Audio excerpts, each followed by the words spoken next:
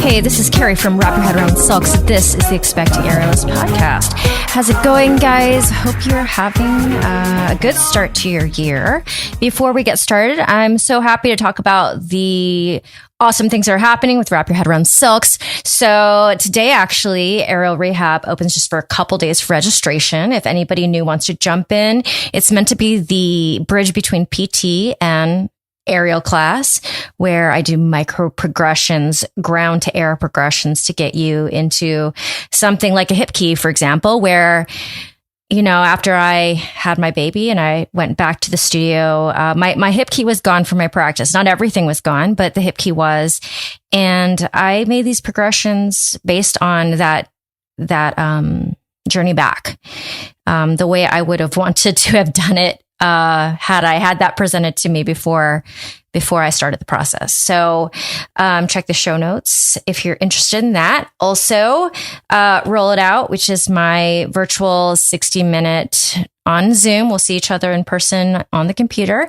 Body rolling class. It's once a week. You can also go to the student portal and take the class as many times as you want that week. We have a 14-day free trial. So, no risk to check it out. And that registration will close sometime in January as well. And then, of course, really excited to have in 2023 Silks Level 1 teacher training that I'm going to do in LA the first time. So check that out if you're interested. Today, we have Kyla Helgeland Alexander. She is a circus person who found it later in life. So she started circus at 40.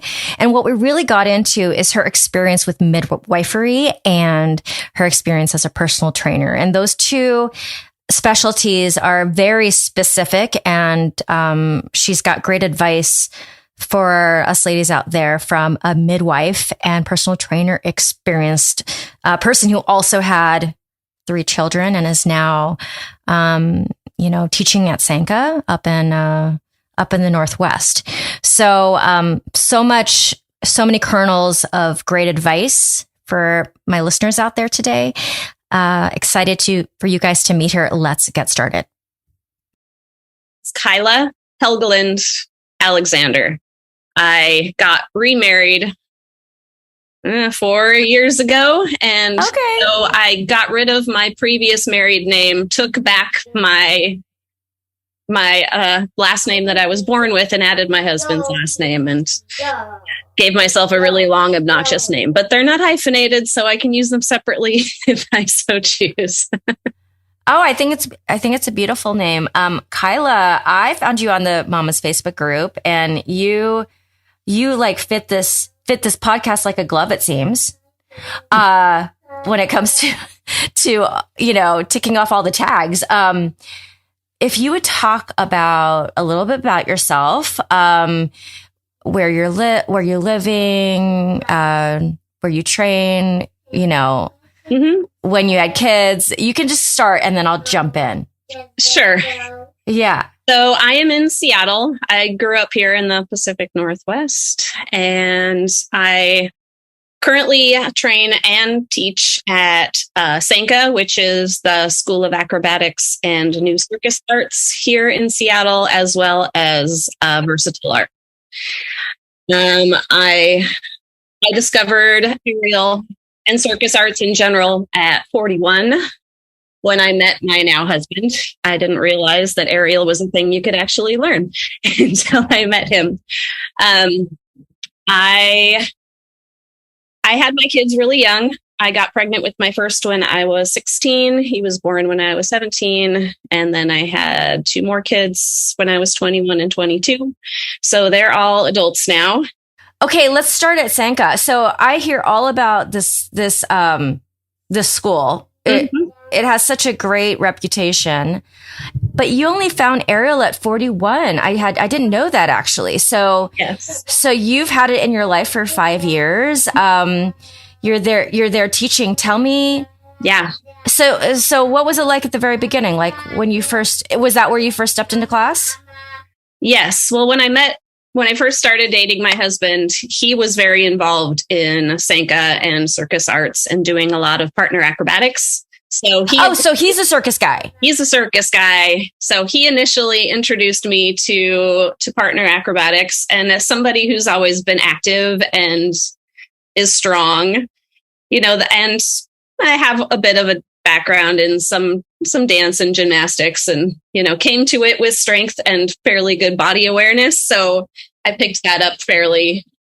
I mean, it's hard learning these things as an adult because you have developed a healthy respect for, I don't know, gravity and fear of injury.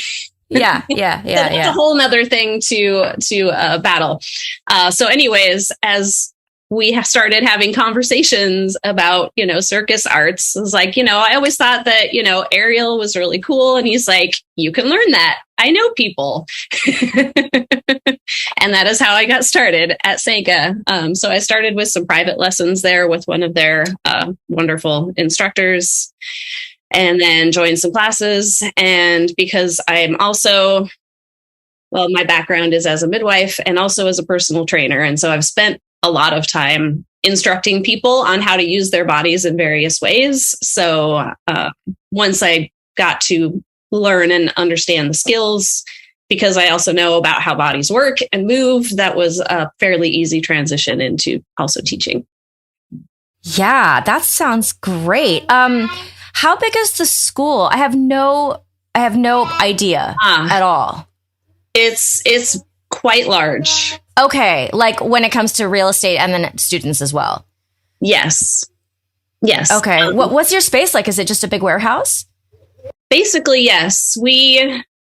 They started out many, many years ago in one small bay, and then they expanded to 2, and then they had 3 while I was there. And during COVID, they came back to 2. So right now we've got 2 bays, which is still pretty significant amount of size, but there's a huge spring floor, and there's a tumble track, and there's 2 trampolines, and there's a big dance floor space for German wheel and sear wheel. And so and there's also a flying trapeze tent, which is its own separate real estate across the street. So there's a lot going on at Sanka, which is great. And oh my goodness. A lot of kids programs. Yeah. And how many classes do you guys have going on at once?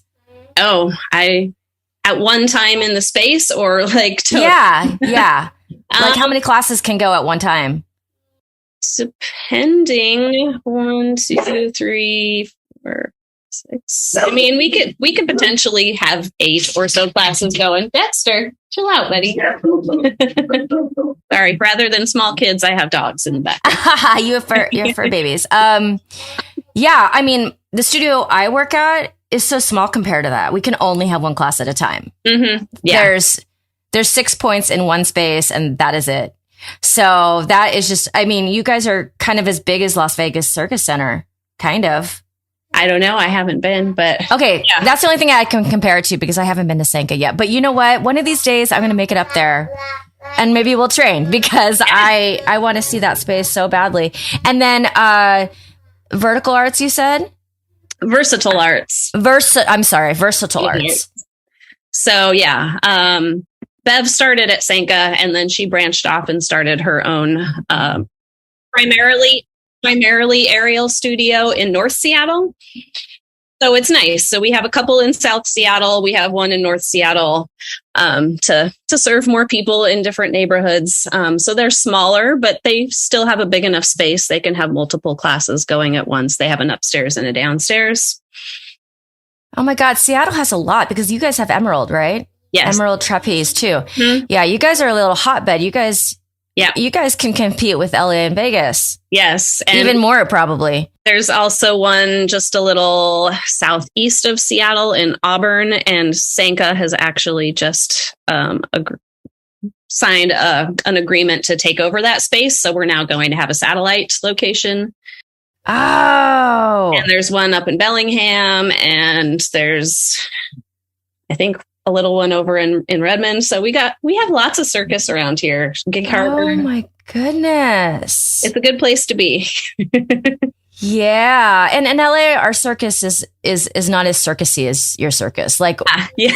our vibe is more like aerial dance. We definitely have a fair amount of that too. But Sanka is, I would say, kind of the primary broader circus arts, and Emerald City does a fair amount of that too. But we both have big spaces that allow for big wheels and things. Yeah, I have my friends Oliver and Cassie. I think Oliver. Do you know Oliver? He's up there, but they're like trapeze duo. Oh, yes. I just met them last week at the performance we were in together. Oh, wait. I think we might not be talking about the same people, because right now there is another Oliver who's up here right now. But there is, because they're in Vienna. They're in Vienna right now on a 6-month contract. Okay, so not the same. Different one. Not the same, but okay. So there's two Olivers who do trapeze. Yeah. Anyways, so exciting. I love to nerd out on this stuff. And, it's so interesting because we all live in such far off places from each other, but then have so much in common. So it's so cool. Right. The circus community is small in its way. Yeah. And that's crazy that you found it at 41. You've been doing it now that you're older. And it's like, did you kind of like, did a whole oyster in your life open up? Did your life open up in this completely crazy direction? Pretty much. Yeah. It happened at a big transition point in my personal life, which is great. Yeah. I mean, I just had a student who started, and first thing I was like, "What brought you?" She's like, "I'm going through a terrible breakup. Let's do something new." I was like, I'm here for it. Right. So, yeah. Okay. Kyla, tell me about, let's just go back in time to when you're 17 years old. What was it like to be pregnant at 17? More from a body perspective. I had really, really bad morning sickness. Okay. Semester. And that was probably the hardest for me to navigate, because I was, still 16 at the time. I was in high school. And so I had to have conversations with my teachers and get permission to bring food and drink with me into class in the morning, and have the understanding that I might run out of class at any moment because I need to vomit. And that's just how it's going to be. And then I'll be back. I was a, excellent student before that. So I had a good relationship with my teachers. So I think that helped, that they were like, okay, you're not just, making, this is a legit thing. I grew up in Arlington, which is a pretty small town north of Seattle here. So, it's like everybody knew everybody knew everybody's business. So that was hard. But also it means that it's a pretty close-knit community. So I had a lot of support, which was really nice. And so I got pregnant. I was due in early beginning of October. So I got pregnant halfway through my junior year. I finished my junior year. They offered me to switch to the alternative school, and I said, no, I don't want to do that. I'm a straight A student on a college track, and I'm going to continue with my regular classes. So they gave me medical leave for my first semester of my senior year. And so a tutor brought me my schoolwork at home and brought it back for me. So I actually went back to school the beginning of my senior year, very pregnant, and I could barely fit in the desk. But fortunately, I'm a pretty small person to start with. So I could barely squeeze into those desks, with the chair is built into the desk. Sorry, let me interrupt you. Like, how was it emotionally then? At this time in my life, I was very involved in the church. And so I had very strong beliefs about the choices that I was making. I sometimes joke that attending church and becoming a Christian was my teenage rebellion. Oh, got it. Okay. So when I just found out that I was pregnant, I was like, all right, I'm continuing this pregnancy. I feel really strongly about this. I'm pretty stubborn once I set my mind to something.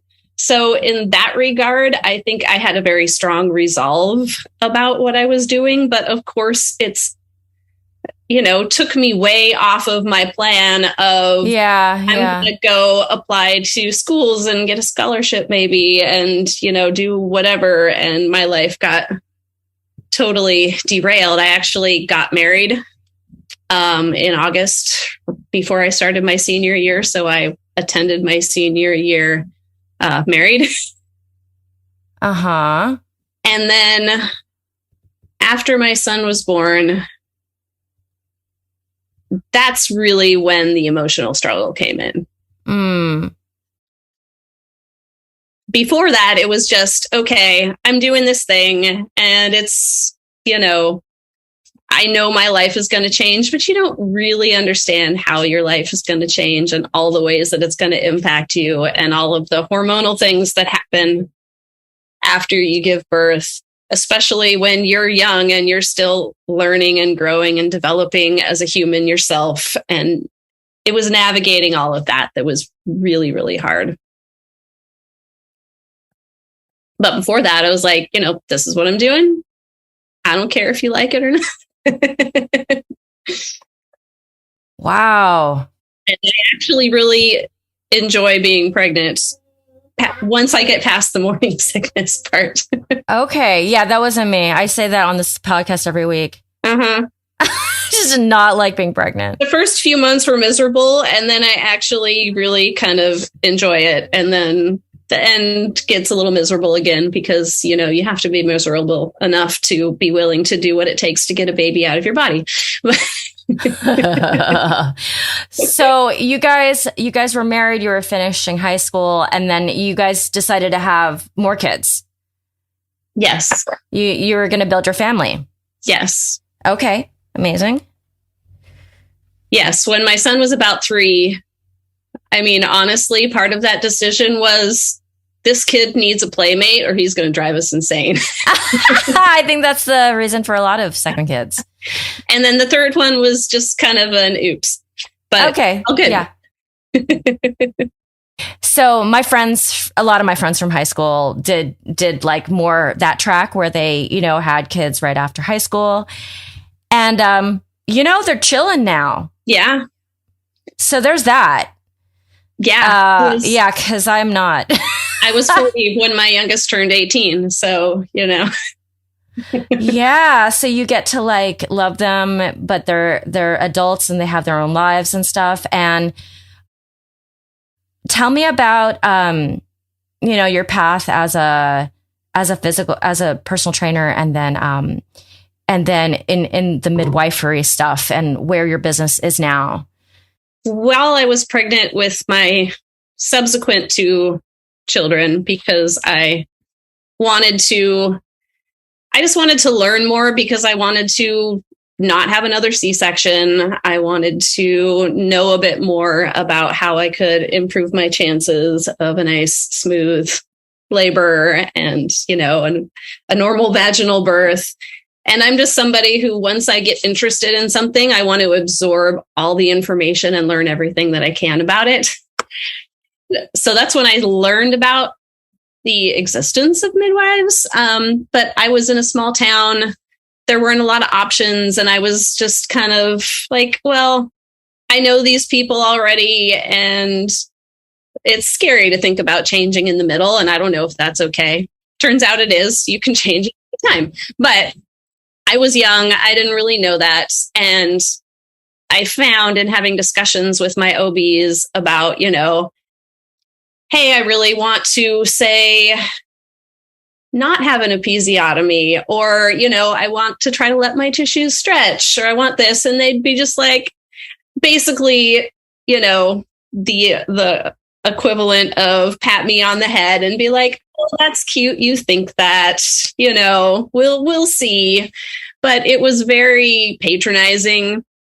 And I don't know how much of that is just that's how female bodied people tend to get treated in society, or the fact that I was very young. But that was really frustrating to me. I had 2 episiotomies that I don't think I needed.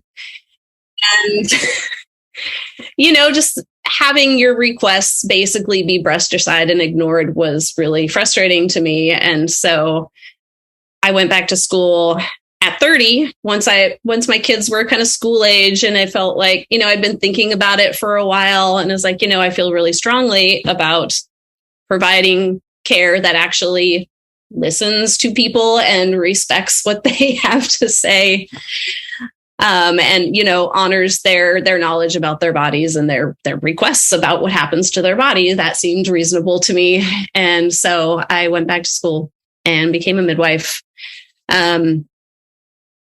I also did quite a bit of educating myself about exercise during my second 2 pregnancies, because I'd always been a physically active kid, but I'd never kind of moved into that adult phase of, okay, I'm not playing soccer anymore.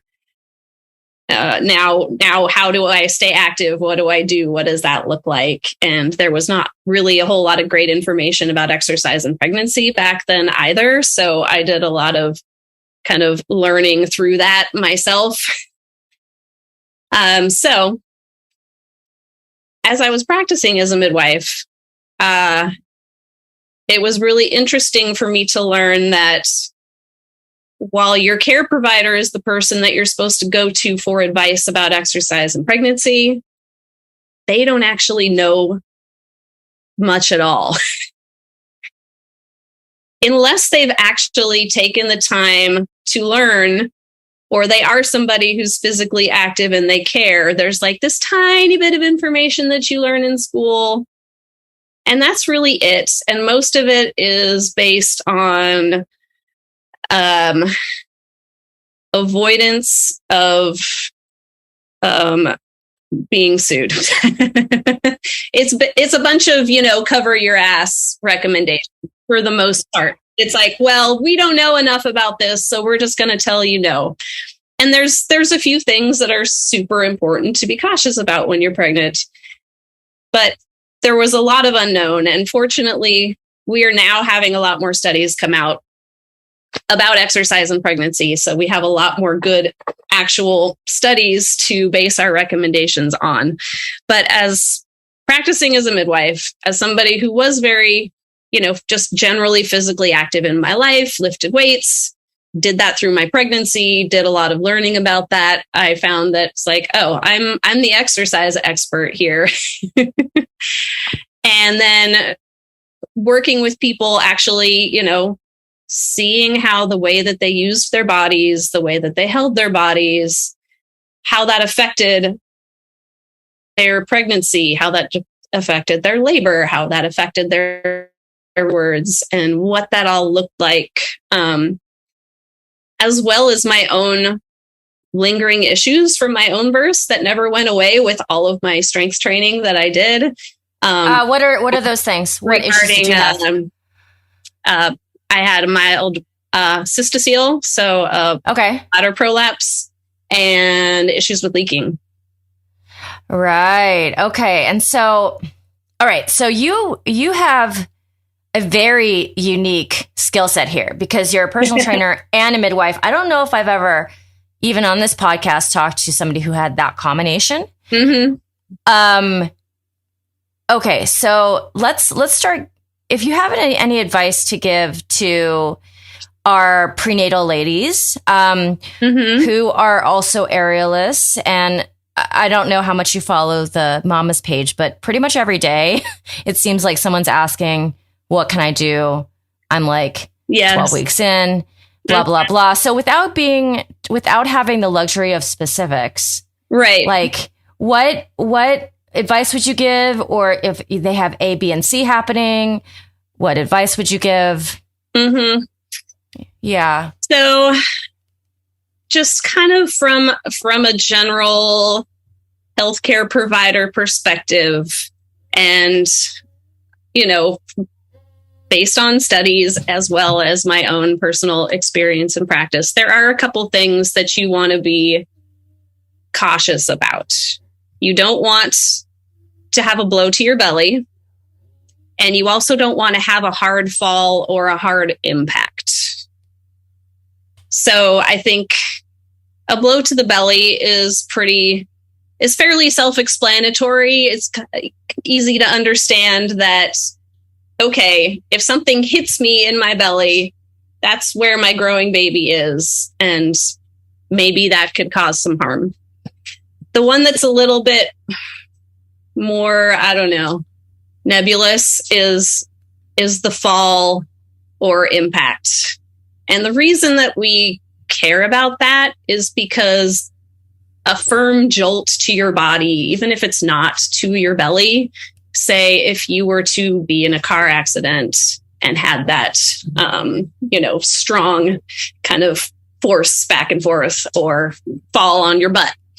The potential is that the attachment of the placenta to the uterus on the inside could come loose.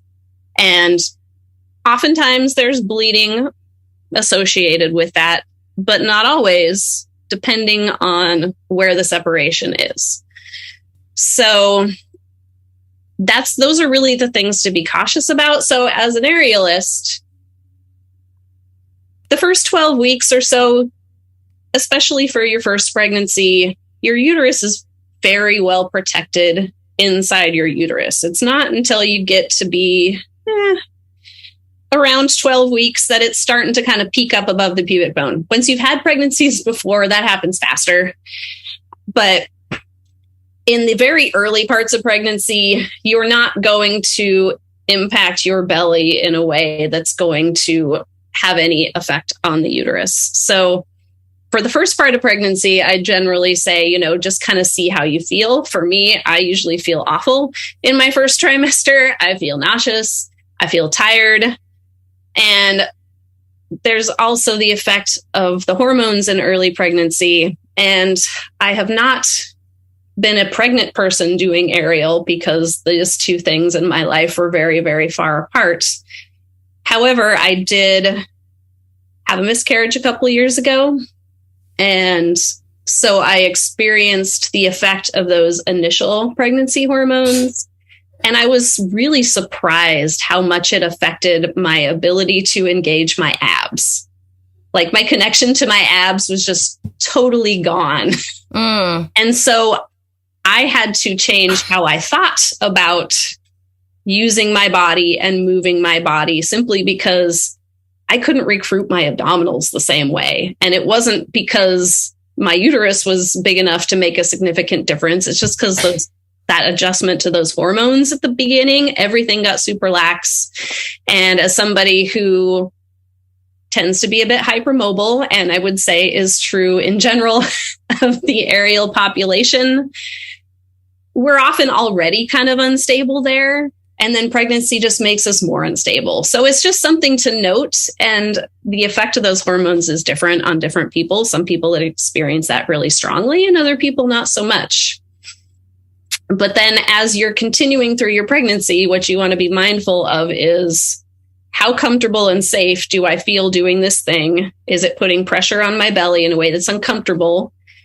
You don't want to do a drop that's going to cause a big impact to your belly or really your body if you can avoid it. So nothing super dramatic.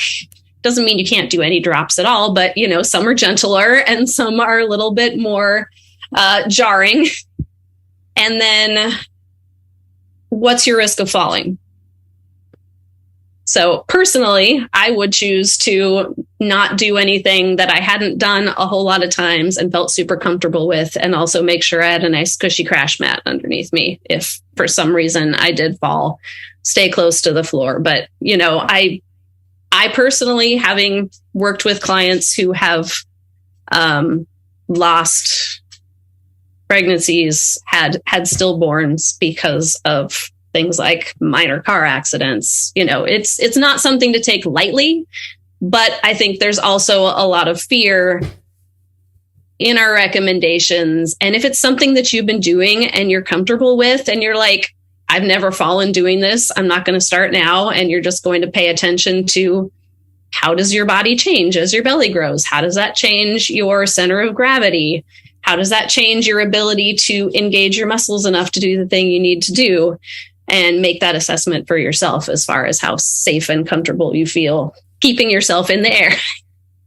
That's wonderful. Kyla, question. So even though the uterus is safely behind the pubic bone in the first trimester, I was under the impression that that risk of the placenta kind of separating from like the attachment, that was way more of a thing also in the first trimester. Like the risk of that would go down as you went farther into your pregnancy. No. Is that no? No. That is not the truth? I would not agree with that. No. Okay, please explain. There's a lot of hesitation about recommending exercise in the first trimester, and I will tell you as a provider, my recommendation to people, if they were concerned, if they were having spotting, was to it's basically based on protecting your emotional state. Less about protecting the pregnancy, because there is no evidence to suggest that exercising, doing something physical in your first trimester is going to cause a miscarriage. However, if you have a miscarriage, there is a tendency for us to want to find something to blame. Yeah. Okay. Got it. And spotting is not uncommon in pregnancy, in early pregnancy. Usually it's from the cervix and not from the inside of the uterus, but it's also something you want to see your care provider about and get checked out, because it can be something from inside. And usually the recommendation is like, oh, if you're having any bleeding, you should rest. There's zero evidence to suggest that works, but it allows us to feel like we're doing something. And from a care provider perspective, we're taking out any risk of being blamed of not doing everything that we could. Right. There's no evidence to suggest that it actually changes anything. That is a very good thing to know. Okay. So a lot of this, like I said, is cover your ass recommendations. It's not because we have evidence behind it. It's because it protects us from being blamed for something or not having done everything in our power to do. And maybe it'll help. I don't know. But, the bed rest, restricting activity, there are very few things that we have evidence to show that it actually helps with. That is really good to know. Okay, this is why this podcast is around, because, we got to share all this. Maternity care and is generally obstetrics is not really good at keeping up practice with science. Well, also, it's hard to do studies on pregnant women, right? Because it is. You have to have a lot of pregnant women who want to be in a study. Yes. But even once we've gathered enough information to say, you know what, this intervention that we've been doing, it doesn't actually help, and it can maybe even make things worse, we still continue to do it because it's ingrained in how we practice and what we do. And we feel like we get attached to having that information or doing this thing, even though there's really no evidence to support it. So it's really slow moving in actually changing how we practice to fit the evidence. Also, there's a lot at stake. Yeah, there's a lot at stake. It's not casual. So that's part of why it's hard. Yeah. Okay. You know what? This is a great opportunity for me to ask this question. I've never been able to ask this question of anybody, because most of the people that I know who are doing PT, it's, PT is different than being a personal trainer, and yes, and aerial's different than being a personal trainer. I'm actually a personal trainer myself, but I hate the Muggle gym. Mm-hmm. And so I don't practice my personal training. Yes. I don't actually have clients because I don't like being in the gym. So that gets rid of that. You have your own gym. Got it. Yes. Can you say anything, again, without the luxury of details? You've got, let's just say you've got a pregnant woman, her second trimester, who comes to you and says, I've been weight training my whole adult life, and I just want to continue. No issues with the pregnancy. What would you do with them? What exercises would you guys potentially do? Well, of course, it depends. Yes, of course. I mean, let's imagine it's a 30-some-year-old in their second trimester and they don't have any medical issues. Right. Generally speaking, my approach working with pregnant people is, if they don't have any, they don't have anything causing them pain, they don't have any, glaring structural balancing things that we need to work out. I think about, okay, what exercises are going to help them get into a variety of positions in labor if needed? And what exercises are going to help keep them comfortable as much as possible through the rest of their pregnancy? And what strength do we need to develop to help them as they're recovering after and suddenly carrying around a newborn? So I like squats. We do lots of squats. Squats, split squats, because squatting is a very functional position, not only for life, but for labor, potentially. Mm-hmm. I do a lot of breath work with people. And so our ability to engage our core and our abs is directly related to how we breathe, which direction our breath is going. That also affects our ability to manage our intra-abdominal pressure and to, say, engage and lift our pelvic floor when we cough or sneeze or laugh versus pushing pressure down on it. So how we breathe is super, super important. And we also work on low transverse abdominis engagement. Smart. So that we get some support of the belly from the abs underneath. And that's, a big part of our pelvis and lumbar spine stability, to be able to have those muscles working. And they're one of the big ones that pretty much everybody is not connected enough to and doesn't use enough. However, I really like people to work on relaxing their upper abs. Okay. Because we do need to expand and stretch, right? And it's been my experience as a midwife that clients who do a lot of upper abdominal clenching or carry a lot of tightness there have much more discomfort with the stretching. And if the muscles are very resistant to stretching, something has to give. And that can be the linea alba in the center. And nobody gets through pregnancy without some degree of abdominal separation, but you're more likely to have a more serious diastasis afterwards. If your muscles can't stretch and your connective tissue has to be what stretches. Oh, I never thought about it that way. That is actually makes so much sense. Yeah. And I feel really sad sometimes looking back on some of my clients before I learned all of this. And I had this one client in particular that just had so much pain all the time with her stretching belly. And looking back, I can totally see how she's this, super high anxiety kind of type A control person. I'm like, no wonder her abs must have been so locked down and tight and resisting that stretch. So we want to engage the low abs. We want some lift from the bottom, but we want the upper abs to really relax and stretch and let go and do less. And most of us do too much with our upper abs anyways. We need a little more balance in our core. Yeah. Okay. So with the goals that you just laid out, is there anything that we can do in the air, maybe just a foot off the ground, that is really going to support those goals? Really, if you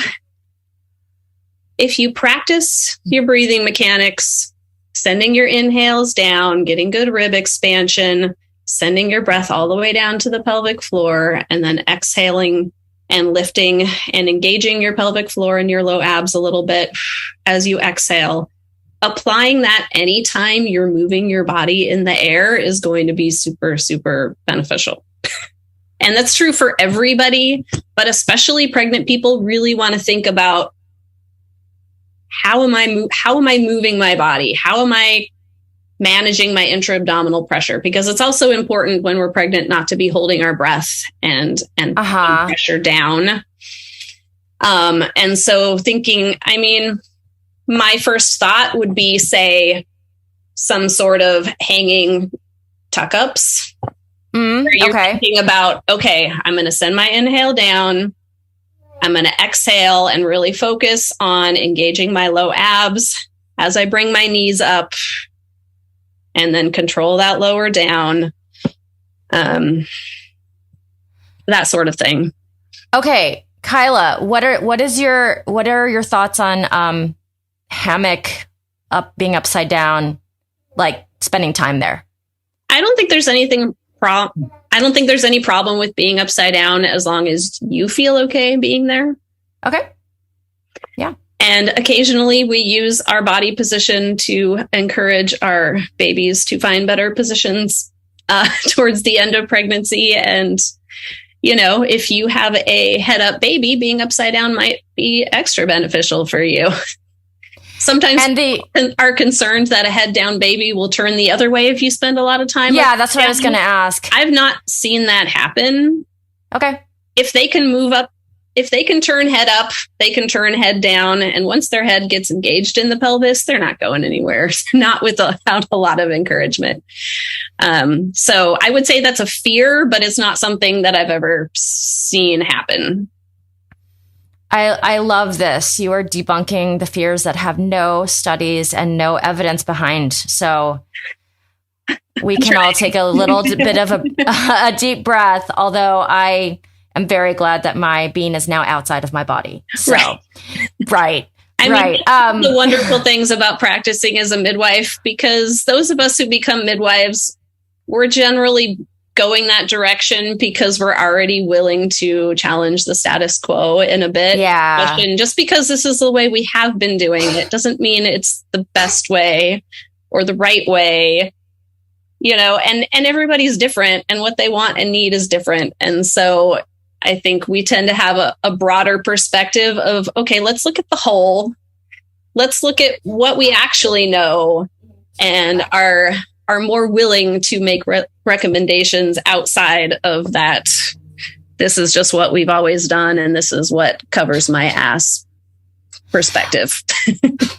Kyla, if you would like to, I probably would love to have you back on at some point in the near future, just to talk about midwifery, just to talk about, what a woman might expect and your experiences with people actually, when you're in the thick of it. Mm-hmm. I've had midwives on the podcast, but it's been a while, actually. It's probably been more than 9 months since I've had a midwife on to talk about that process. So, sure. And if you technically retired as a midwife, I haven't practiced in a few years, although I am still licensed.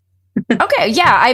But that experience and plus your other experience, such a unique, basically you fit this podcast like a glove. So let's go for it. All right. But thank you so much for being here. And, we'll catch up with you another time pretty soon. All right. Thank you. All right, Kyla, thank you so much for being here, carving out the time. You are a wealth of knowledge in a very specific way. So perfect for this podcast. We appreciate you and excited to have you back. My listeners out there, if you're interested in aero rehab, roll it out, and teacher training, please go to the show notes. There's going to be links. If you give me your email address to the specific links, it helps me tag what you're interested in so you'll get those notifications. I really appreciate you for listening. Third season. It's so exciting. And, we're part of a group now, Digitant Podcasts, a health and wellness podcast group. If you want to check out any of those other podcasts, as well as Greener Grass, which is the show I do with Kelly McVeigh about ordinary people doing extraordinary things. And that's way broader. And we talk about everything from sports to health and wellness to mental health to just our daily stuff with the kids and our partners, etc. So thank you so much to Asa Watkins, sound engineer. And if you would honor me with a 5-star rating and review, you guys, if you could just go into the app, smash the 5 stars and then leave a sentence for me, it makes so much difference. I will highlight you on my website, and I'm just excited to grow this community and